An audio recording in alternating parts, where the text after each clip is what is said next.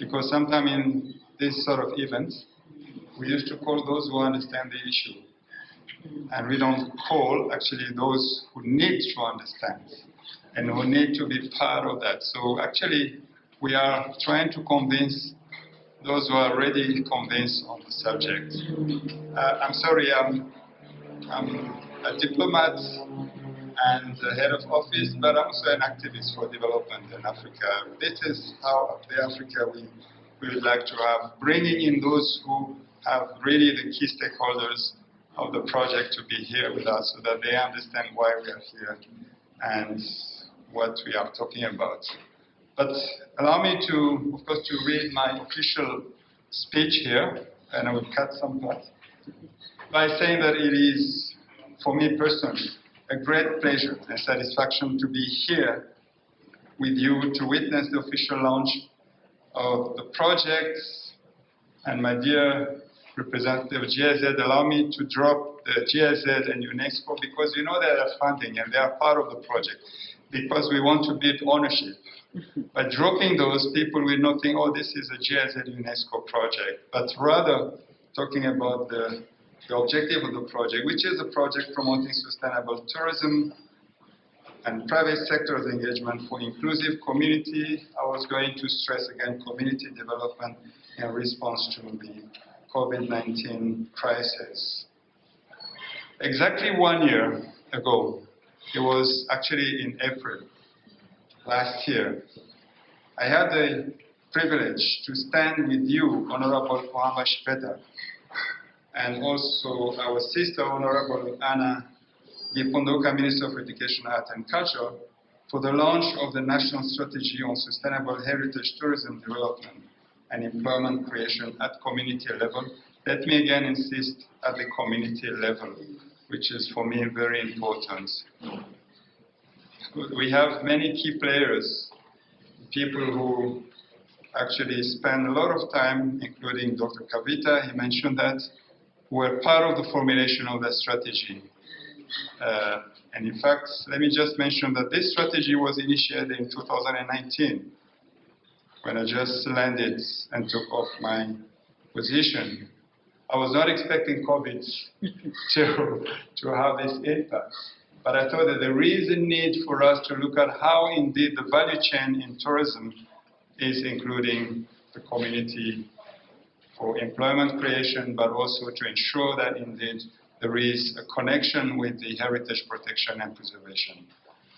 So I'm so happy and proud to all of you, including my other brother who is here as a director of ceremony.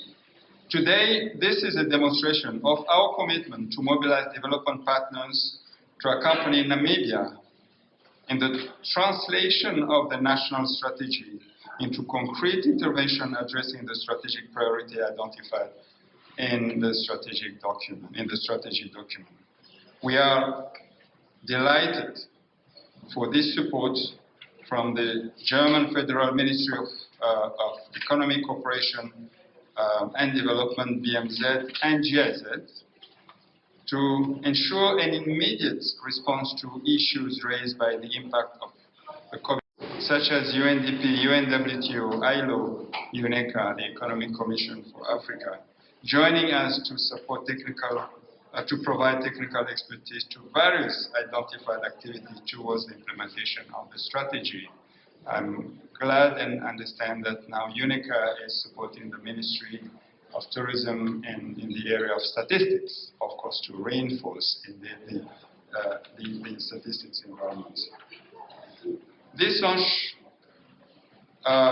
came at an appropriate time when Namibia has launched the Namibia's Tourism Sector Recovery Plan, and when countries around the globe have lifted travel bans to enable the tourism to recover. Of course, as mentioned by the previous speakers, the core focus of this project is on private sector's engagement and community inclusiveness to promote sustainable tourism at heritage properties and support the social and cultural cohesion. As we all know, the private sector plays a crucial, and it was demonstrated here by Dr. Kavita, The private sector plays a crucial role in the tourism industry through promotion, employment creation, capacity building, and sustainable development. During the past 2 years, no country, as we know, as has been said here, has escaped the devastation of the COVID-19 pandemic or the impact or the effect of that pandemic on tourism sector. Amidst the pandemic, UNESCO introduced a regular tracking on the impact of COVID-19 on the visits of World Heritage properties, which revealed that nearly 90% of countries with World Heritage properties have had totally or partially closed them, with obvious social and economic consequences for the surrounding communities. Heritage properties are important today for travel destination and have great potential impact for local economic development and long-term sustainability if managed properly. This project serves as I indicated, as UNESCO contribution and demonstration to this global effort as it addressed the need to catalyze new measures and approach to sustainable tourism and heritage properties. Also, it offers an opportunity to advance in digital transformation, capacity enhancements, both in service and product development, as well as identifying niches market for tourism, virtual, and performing arts. In conclusion, we know the unpredictability of the pandemic, but in all crises, you know that this is where we have innovation.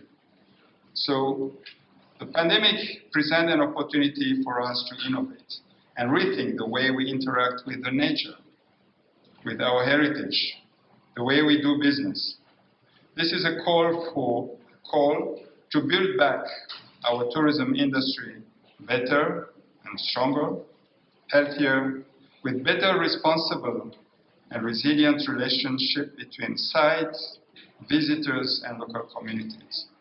UNESCO and its partners will continue to support the government of Namibia, the institution, and the communities involved in the implementation of this project to achieve Namibia's agenda to a sustainable tourism.